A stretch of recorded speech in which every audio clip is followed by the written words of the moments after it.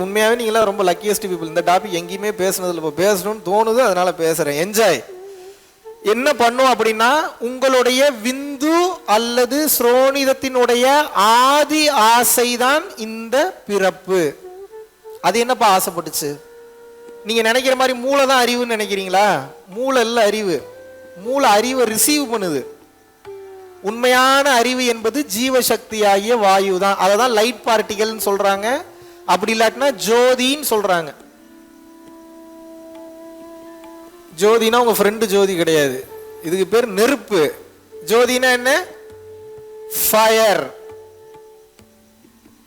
உண்மையான அறிவு, உண்மையான தெளிவு, உண்மையான ஞானம் அனைத்தும் எதுவென்று நீங்கள் கேட்டீர்கள் என்றால், உங்கள் மூளை கிடையாது, உங்க வாய் கிடையாது, உங்க நாக்கு கிடையாது, உங்க கை கிடையாது.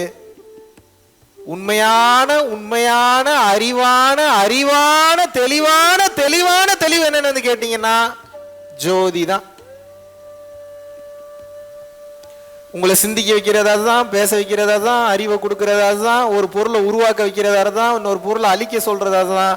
அனைத்திற்கும் மூல காரணமாகியது அந்த இறை பொருள் எனும் மெய்ப்பொருள் அல்லது பரம்பொருள். எத்தனை பேர் இது கிளியரா இருக்கீங்க? ஜோதி தான் எல்லாமே. ஃபயர் தாங்க, ஃபயர் தாங்க. இப்ப மனுஷனா மாறி இருக்கீங்க. நீங்க இந்த ஜென்மத்தில் என்னவா மாறி இருக்கீங்க? ஒவ்வொரு செல்குள்ளையும் அந்த ஃபயர்ன்ற லைட் பார்ட்டிகள் இருக்கு. அது ஒவ்வொன்றும் பல லட்சம் கோடி பொருட்களாக உருவாகி கையாகவும் காலாகவும் தலையாகவும் மூக்காகவும் மற்ற அங்கங்களாகவும் மாறி இருக்கிறது. உங்க உடம்புல ஓடக்கூடிய தமனிகள் சிரைகள் அனைத்தும் லைட் பார்ட்டிகளான அந்த மெய்ப்பொருள் அல்லது பரம்பொருளான சேர்க்கை தான். சயின்டிபிக்காவே சொல்றேன். உங்கள் உடம்பில் ஓடும் ரத்தம் கூட லைட் பார்ட்டிகளான அந்த மெய்ப்பொருளான பரம்பொருளின் சேர்க்கை தான், ஆட்டம்ஸோட சேர்க்கை. அந்த அணுக்களை நீங்கள் டீப்பாக சென்று ஆராய்ச்சி செய்தீர்கள் என்றால், அணுக்களுக்குள் மிச்சம் மீதி என மிஞ்சி இருப்பது எதுன்னு தெரியுமா? ஜோதியாகிய மெய்ப்பொருளாகிய பரம்பொருள் தான். 3 பேர் எப்படி வேணாலும் வச்சுக்கோங்க.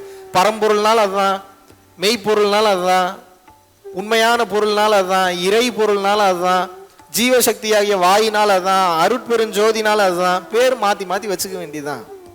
ஆனா மேட்ரு என்ன? ஒண்ணுதான். அந்த ஒண்ணு எங்க இருக்கு? நம்ம உடம்புக்குள்ள இருக்குது.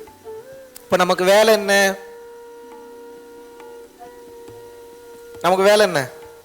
சரி, நான் ஒண்ணு கேட்கிறேன். போர் அடிச்சா நீங்க என்ன பண்ணுவீங்க? இப்ப வீட்டுல சும்மா இருக்கீங்க, ஒரு 1 hour போர் அடிக்குது அப்படின்னா என்ன பண்ணுவீங்க? போன் பேசுவீங்க. யார்கிட்ட பேசுவீங்க?